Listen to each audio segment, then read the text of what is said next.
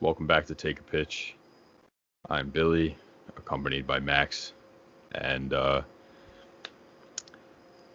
breaking sad news. By now, everyone has heard about the late great Tom Seaver's passing. Yep. And earlier today, it was announced that Lou Brock has also passed away. Kind of ironic, man, honestly, because Lou Brock and Tom Seaver are connected in a lot of different ways. Lou Brock, we talked to Harrison Bader early in the year, and one of the first names he mentioned about when we talk about all-time Cardinals greats is Lou Brock. Mm-hmm. When you talk about Mets greats, all-time Mets greats, you think the first name you think of is Tom Seaver. Yeah. Doesn't matter what generation you're from, Tom Seaver, Lou Brock. You guys, know those guys. Yeah. It's just one of the many ways they're connected. They obviously the Mets Cardinals was a rivalry for a while too. Yeah. Along with the Mets Cubs, they played a lot. They played so much that Seaver, Lou Brock was the batter that Seaver faced the most in his entire 20-year career. It makes sense, and no pitcher faced Lou Brock more. Really? Mm-hmm. They faced off 157 times. Wow. That's 157 plate appearances. Sorry. And with Lou Brock being a leadoff hitter, I mean, give him more chances. Yeah. But that's with the cool stat. Yeah, 38 for 152 for a 250 average. 10 doubles, 2 triples, and a homer. Seaver struck out Lou Brock 21 times and walked him 4 times. Wow. Crazy stuff, right? Tom Seaver dominated Lou Brock. Yeah. I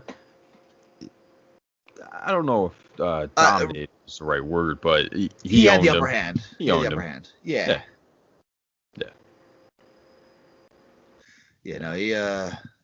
That's just one of the many ways, obviously, and we'll get into it in a little bit. I mean, we posted on our Instagram I believe the story about Tom Seaver talking to Lou Brock at the 6-7 All-Star game when Seaver was a rookie. Yeah. Hey, kid, get me a Coke. Yeah, it's great. Oh. It almost sounds like Tom has almost like a Southern accent. He's from. Where's he from in California? It's like North. Is it North California? I don't know. I thought he was a Southern California guy. I don't think he's Southern California. You gonna fact check it for me? Yeah, give me 1 second. Okay. I have it right here actually. Look at that. Fresno, California. I don't know if that's south or north. That's more north, I believe. I could. But either way, Lou Brock, the people working the All-Star game actually asked Seaver for his ID. Lou Brock said, that sounded okay. They asked Seaver for his ID, kind of to say, hey, who the hell are you? Yeah. Obviously the short version of it, and then Brock comes up and goes, hey, kid, get me a Coke. And Seaver goes, get your own fucking Coke, pretty much. Yeah, I'm on the fucking team. Yeah. Yeah. Great story. Yeah, I mean, listen, that's one way to announce your presence in the major leagues. That's for sure. Seaver's rookie year, 67, right? Yeah. He was 22? Yeah, 22. Something like that. Yeah. Kid. But younger than us. Yeah. Fuck. I hate when that happens. Right. So Seaver Monday, Lou Brock the Sunday today. Well, Seaver was the 31st. He was Monday night. Yeah. Monday was the 31st. I thought Monday was the 1st. Today's the 6th. Oh, you're right. I'm an idiot. It happens. But another connection here. Yeah. Seaver threw 5 one-hitters during his career until about 78, up to the point of 78. Mm-hmm. He threw his only no-hitter, I believe. I think it was the only one, right? It was only one, right? Against the Cardinals. The leadoff hitter was Lou Brock, who went 0 for 4. Grounded out first in the first inning, grounded out to second in the third, fouled out in the sixth, and fly out to left in the ninth. Mm-hmm. Again, Seaver having the best of them. Yeah.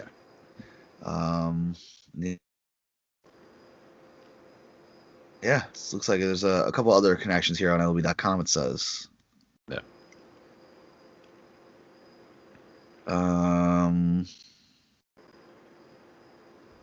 Let's see what else we got. Yeah, that's about it. But both guys, legends. Yeah. Not just in their respective teams, just baseball legends. Baseball, yeah. I mean, you're looking at arguably the best pitcher of all time in Tom Seaver. A guy that just changed the dynamic of an entire franchise that was just set to lose forever. I mean, they still do, but you know, he started what was hope for people who were just happy to have a New York club. And I think I saw something was like it brought them from lovable losers to formidable foes. I think it's on his Hall of Fame plaque. Oh, there you go. That's exactly what I said, just in better words, better phrasing. Yeah, I mean, they were, you know, and like in the Instagram post that I said, you know, I was just, you know, I never got to see him play, sadly, but I, you know, happy that he was able to transform this ball club into a team we can tolerate. You know, it's a team that you can be proud of for their proud moments. You know, you know, he's really our first star, but not only that, you know, he was our first star pitcher, and this is a franchise that's known for great stars. He was the first. Great star pitchers. He was the first homegrown star, because obviously we got brought in those old washed up guys, which the Mets. Yeah, they don't count. The Mets they weren't stars then. I mean, that's what expansion teams Yogi, did then, right? Exactly. This was the first guy that the Mets could say, "We built him. Yeah, we made him into guy. This is our guy." Yeah. And I saw it was something about drafting him was actually a lottery. Yeah. So the Braves lost the right to the Seaver pick that they had, or something like that. Yes. And then it ended up going into a lottery. Yeah. And because the Mets were just that miserable, they're like, "Yeah, there you go." Like the Mets just got lucky out of that was like 5 teams or something. Yeah. 5 to 10, somewhere between there. And the Mets just got lucky on it, that it just so happened to be them that got picked in this lottery. Yeah. I mean, which is, you know, just it was fate. Yeah, and obviously anyone from New York listening that knows Tom Seaver, but you know, for those out there who don't, you know, Seaver was a guy that, to put it in perspective, the Mets traded him in 1977. Yeah, Midnight Massacre. That was 10 years. You know, still at the top of his game, and they called it Midnight Massacre. You know, Seaver wanted to be in New York, always. Yep. But there was some contract negotiations. Yep. And yeah, I mean, the guy, 311 wins, a career WAR of 109.9. I think outside of Roger Clemens, he has the highest WAR in the modern era of a pitcher. Yeah. Yeah, you sent that to me earlier, right? Yeah, I think so. Yeah, career 286 ERA, fantastic stat. Yeah. And another stat, real quick. You know, I'll throw another one out there right now. As of our time of recording, the Mets ERA leaders, it's Tom Seaver with a 2.57, Jacob deGrom with a 2.58. Mm-hmm. Pretty cool stuff there. Yep. Pretty cool stuff there. Yeah. I mean, it's a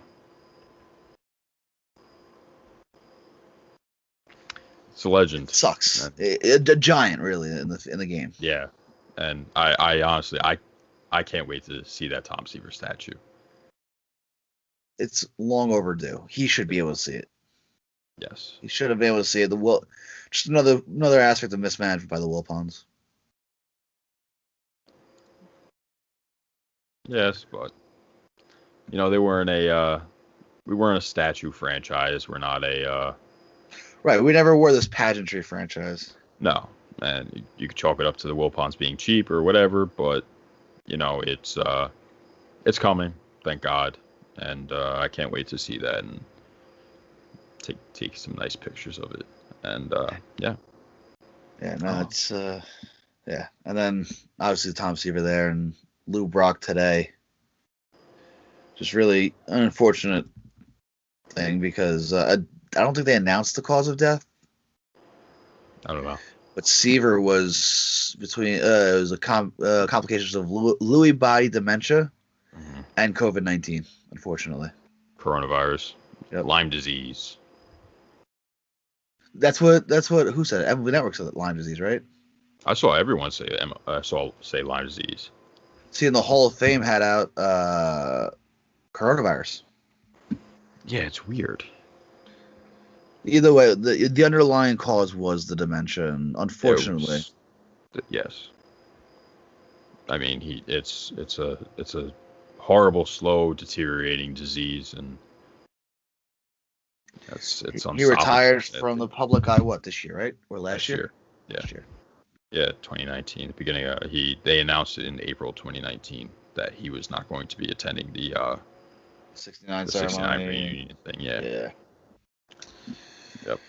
Just sad stuff, man. It really is. Yep. And then Lou Brock, an absolute legend. Mm-hmm. Debuted also at 22, 1961. Played till 79, till he's 40 years old. Mm-hmm. And everybody thinks he was a Cardinal, but no, he was a Cub too. Yes, he was. It looks like he got traded from the Cubs to the Cardinals. Kind of ironic that they're now real rivals. And they make a trade for, arguably one of the greatest players in both franchise histories. I mean, I wouldn't say Lou Brock is a Cub great. No, but he's a name that went on to do great things. Yeah, I mean, in '64, he came in 10th in the MVP voting. Okay.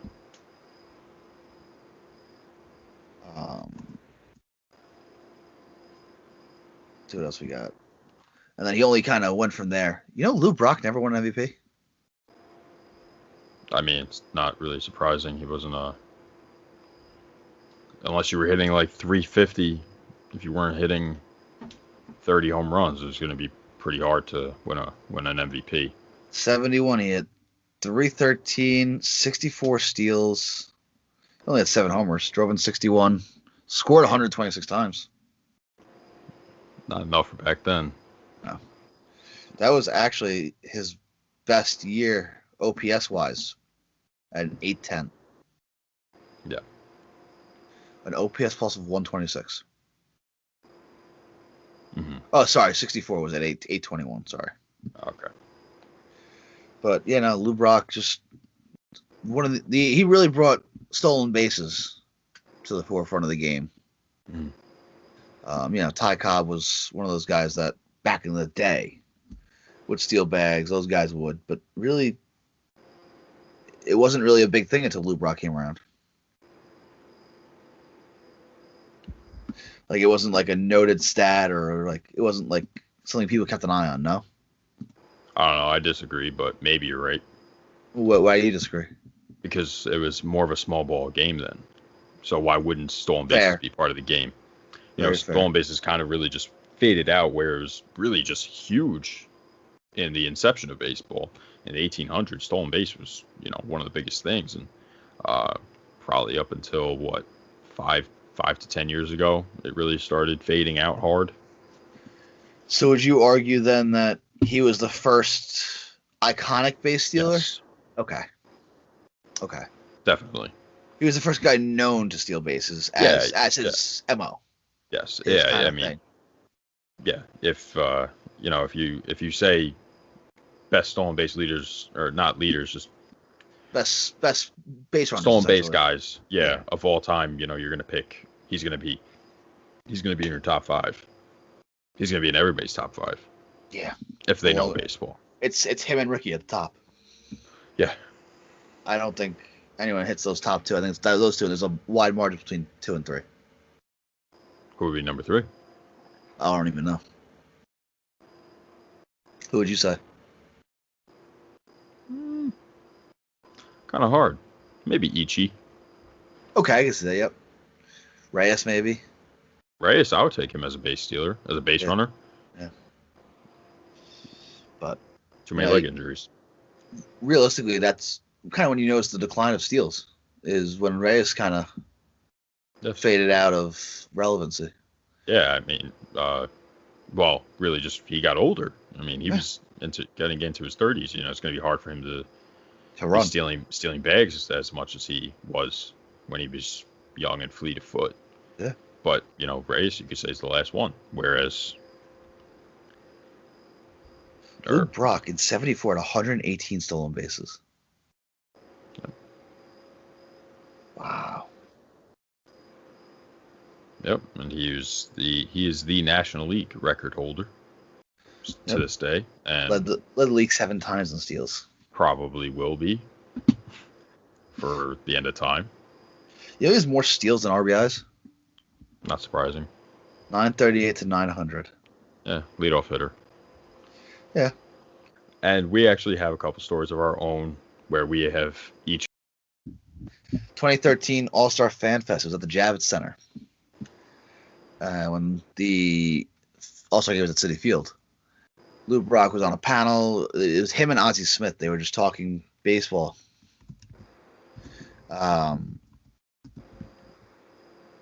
And it was a really cool experience listening to those two talk. You know, those guys, those are St. Louis Cardinals legends, baseball legends. You know, I was able to interact with other legends at the time, but Lou Brock was actually the one that stood out to me the most that day.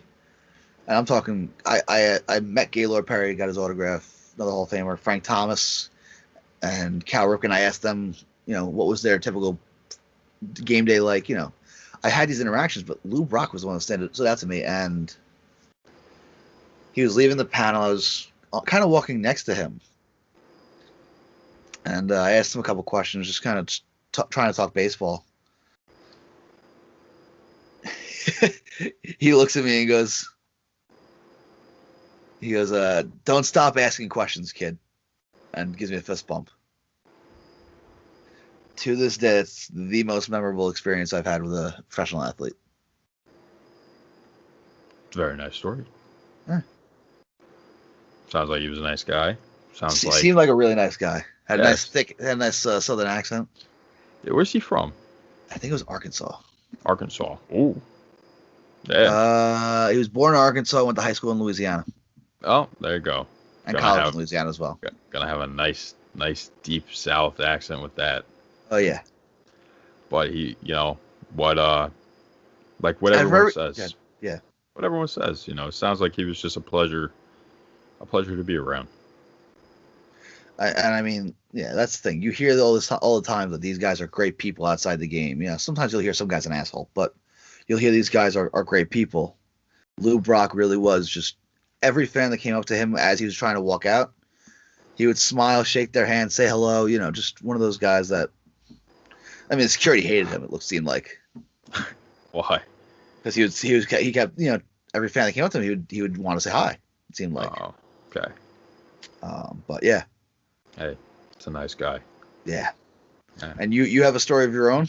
I do have regarding one of these guys? Regarding one of these guys. What you got? Yeah, I met Tom Seaver. Circa 2009.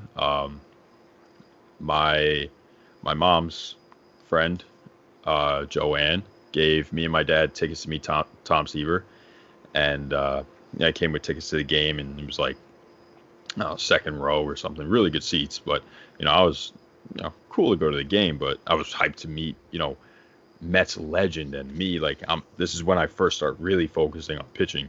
The franchise. So yeah, so I'm excited, and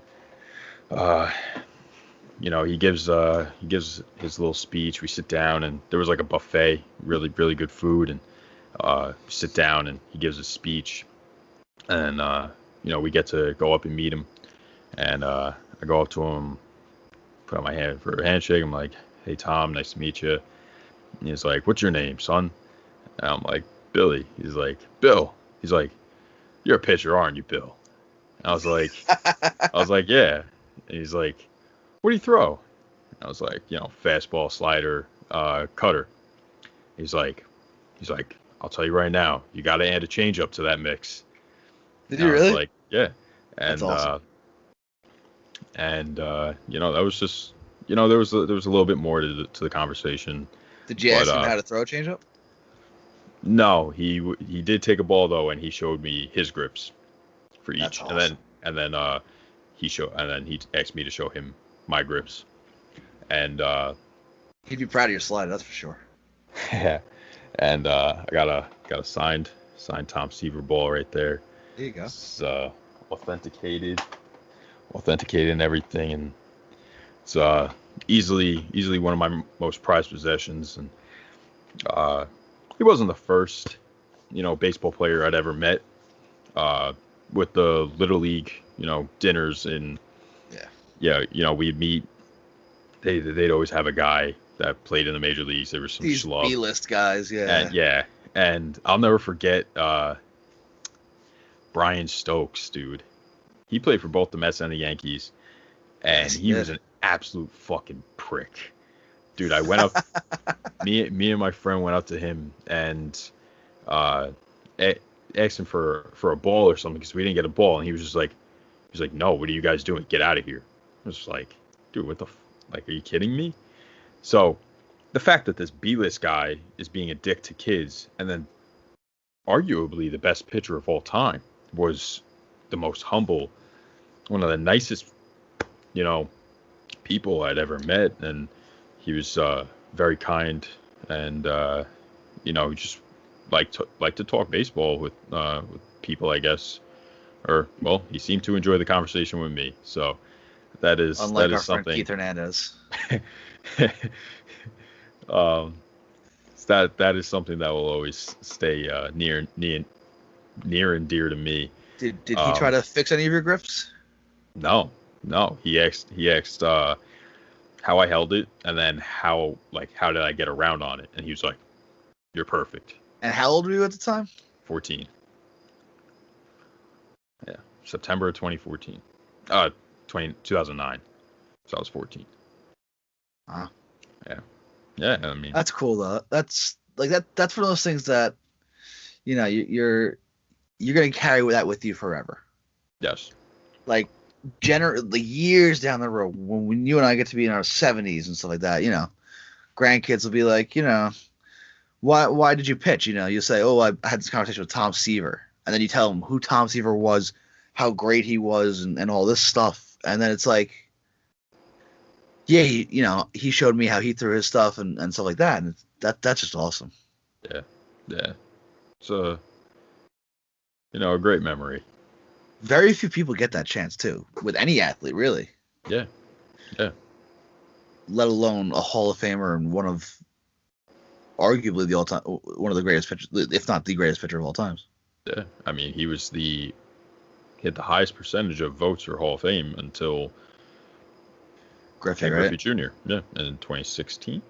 And a lot of people said that Seaver should have been unanimous. Yes, but and for a while he should have been the only one. Yeah, it's hard. I could argue Ripken or Gwynn. You could argue those guys. Nah, they both have flaws. Neither of them deserve unanimity. Is that a word? How would you to be unanimous? To be unanimous, I guess. Yeah. Just be. That's a whole other conversation, though. I don't think that either of them deserve it, but Seaver did, and the Mets did a nice tribute by putting a patch of dirt on their on their knees. That was very cool. I liked that a lot. I love that. I thought that was really cool for the players to do that, and to see all of them, and to see them, each of them right before the game taking off their hats and tipping their caps to the 41 retired up in left field is. Yeah, it's a special moment. Yeah, and there's not many guys that have that kind of impact on a franchise. especially around these days, where you'll see a tribute like that. Yeah. You might see it in St. Louis with Lou Brock. You might see it. Nah. I can't even think of it. Another place. I mean, there's a handful of guys, different places, but I mean, outside of Jackie Robinson, the 42 everywhere, but yeah, but like, yeah.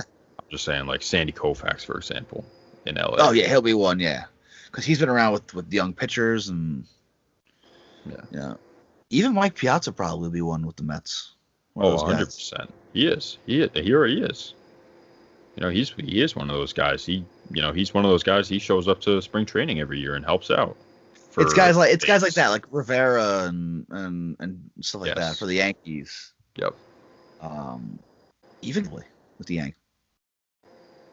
Like Don Mattingly had a huge role in Yankee baseball in the 90s. He might have one. He might be one of those guys that you might tip your cap to the number. Just for what he did for that generation of fans, really, too. Yeah, I mean, he was the only competent player for about 15 years. But and we're doing something. I do want to just plug this real quick. We are doing something for Tom Seaver, in honor of Tom Seaver. We made merchandise as you guys may know, and we did a special shirt for Tom Seaver to honor Tom Seaver, with a portion of the proceeds going to various foundations that will funnel that money to research or helping find a cure for dementia and Alzheimer's, because obviously someone's been touched by it, someone or you yourself, you had someone impacted by it. It's one of those things like cancer that it's unfortunately too common. And so a portion of the proceeds of that shirt will be going to various foundations to try and put a stop to it, or at least help fight it. Yeah. Yes. And it's a really cool design. We have one shirt that we designed. It's a little pricier, on the pricier end, but it has our Mets Therapy logo on the sleeve. It looks really nice. Billy did a great job with the designing. Thank you. But I was just gonna say, pricier means more money goes to exactly the Mets charities, Alzheimer's charities. So if you get your shirt, it goes to a good cause. Yeah. Hopefully we'll be getting those in soon.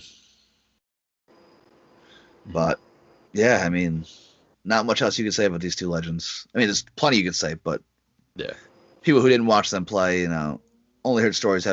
We each had interact. You have two guys who die the same week, and us two have interactions with each of them. Yeah. As a Mets fan, you would think I'd have interactions. As a Mets fan, you think I'd have the interaction with Seaver instead of Lou Brock. Yeah. But it's the way the universe works cool. Sometimes. Yeah, and it happens that way for a reason, but because Harrison Bader said it best, Lou Brock is one of the nicest guys to be around, and from everything we've heard and from my personal experience, it rings true. Tom Seaver, everyone said he was a nice guy. I mean, there were reports that he was an asshole, but everybody gets those reports once in a while. You know what? I think that Tom. You have to remember Tom is a Marine, right? Yep. He's a nitty gritty guy. I mean, he wasn't like like electric he's not gonna take time for bullshit. He's gonna keep to himself. He's gonna do his thing. Yes, and I'm saying he's not an electric guy, and he's not gonna be bouncing off the walls with energy. He's very reserved and very proper. Yeah. That pitcher's demeanor. Yeah, that is same thing as Jacob deGrom. It's that pitcher mentality. Yeah. Yep. That killer instinct. Calm, cool, and collected. Yep. It's and again, we're two completely different types of people too. Lou Brock, a speedster. Tom Seaver, a finesse pitcher. Really, if you think about it. Why is he a finesse pitcher? He knew how to work the zones. He's a pitcher. I wouldn't say finesse. Finesse is kind of automatically entangled in a guy that throws like 90. Tom was throwing upper 90s. Right. So he was a pitcher. He was an artist. yeah, he was a pitcher. He was a pitcher, and you can't say that about a lot of guys. You can't. It's like we said, there's only so much that we could say as 20-somethings about Lou Brock and Tom Seaver, but yeah. But we both got, we both had our interactions with one, and needless to say, Lou Brock is going to try and up that batting average up there in heaven on that field of dreams. Welcome to the team. Yeah. Tell Jose we said hello. You think Ty Cobb is going to be fighting Lou Brock for the leadoff spot? I don't know. They might be on different teams. Hey. AL and NL. There you go. But yeah, this has been a special episode of Take a Pitch. Obviously, thoughts and prayers go out to teammates, family, friends, baseball community as a whole, and yeah, not much you can say. Yeah. Go get a Seaver shirt. Help fight dementia. There you go. Thank you, guys. Peace. God bless. Good night. And I love you. Bye.